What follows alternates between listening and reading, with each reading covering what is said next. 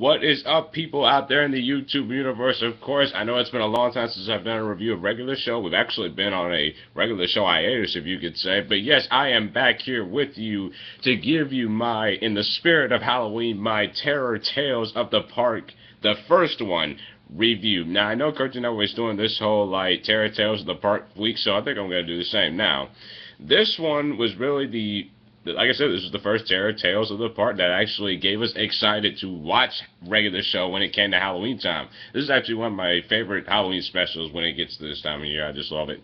But yes, the first story that we had was Creepy Doll. We kicked off this story with Mordecai and Rigby helping Pops clean out his closet, deciding what to.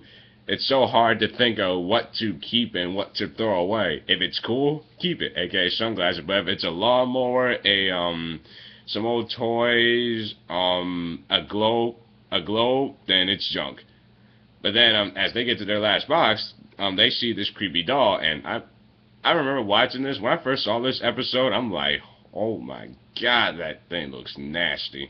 That thing just looks eerie. But yes, yeah, it's eerie. But yeah, Pops, he's all happy because he's like, it's old Percy. Yeah, Percy's not cool. So Mordecai and Rigby were like, it's not cool to play with dolls, and it really isn't cool to play with dolls unless they're action figures. For all you action figure people out there. But yes, but as the day goes on, I mean, we actually thought that the creepy doll was gone. The creepy doll, it turns out he loves to, I'm gonna draw on your face. Seriously, he's gonna draw on my face. And he actually draws on Pop's face after Mordecai really supposedly got rid of the doll. And of course, they have to get rid of it again. But then Pops sounds like he's upset. And then, Jesus, I've never heard Pops that mad. It turns out it was the doll that was mad. And the creepy doll came to life. And I'm like, okay, now this is getting really weird. Like I said, when I first saw this, I'm like, man, this is really creepy. But then it turns out, like, okay, we gotta get rid of that doll once and for all. So they go down in the basement, and of course, we all know that the creepy doll, he puts up a fight. And then Pops becomes a man, people. He became a man. And he was like, it's not cool to play with dolls. You gotta go now, Percy. So, yeah, oh Jesus! This was, like I said, this was a fun little story. I remember watching this when this first came out, and I still enjoy it today. But yes, the next story that we had was Death Metal trailer story from a Muscle Man and High Fives, and it turns out they got a little bored with the little stories and whatnot, so they decided to leave. But then it turns out they see this trailer an old trailer.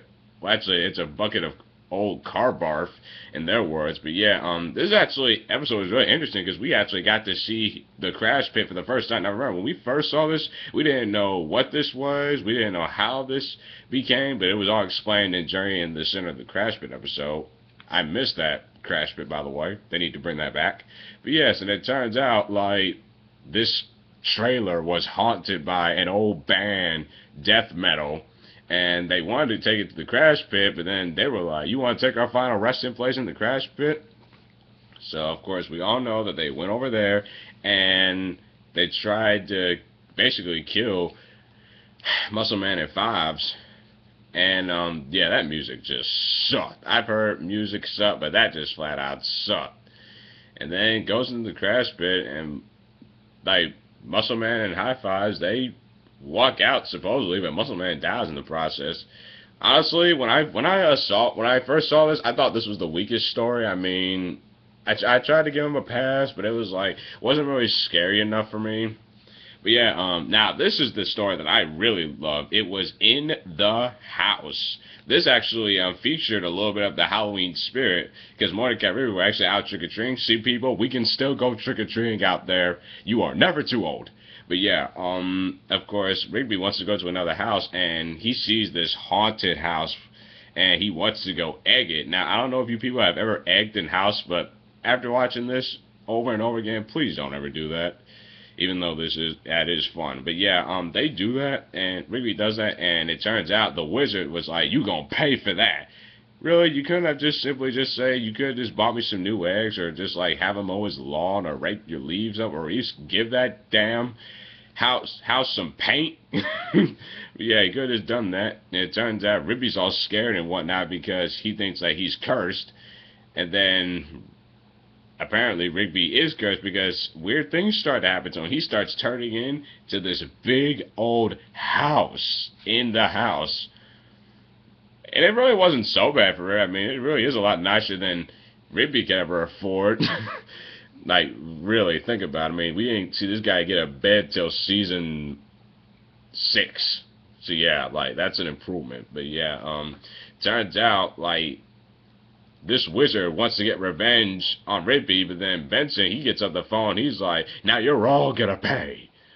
So, yes, they're all guarded, and this was actually my favorite. Like, everybody trying to defend Rigby, that just shows you that if you have true friends that are willing to defend you even in that type of situation. I really love that.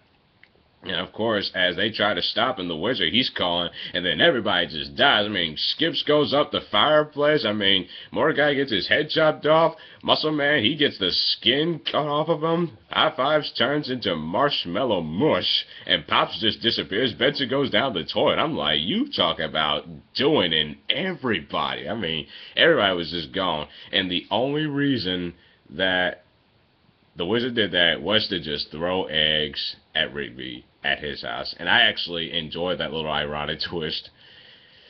But yeah, and that was in the house. Now, my overall thoughts on Terror Tales of the Park, number 1, I still enjoyed the original one. I mean, because look at this is back when regular show was still fresh. This was them still getting started, so I give him a pass on this one. Like I said, I didn't enjoy really the death metal story because it was kind of boring to me, but I did like Creepy Doll, and I really enjoyed In the House.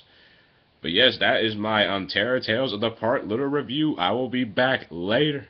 I'll be back soon for Terror Tales of the Park number 2 review. So until then, peace out.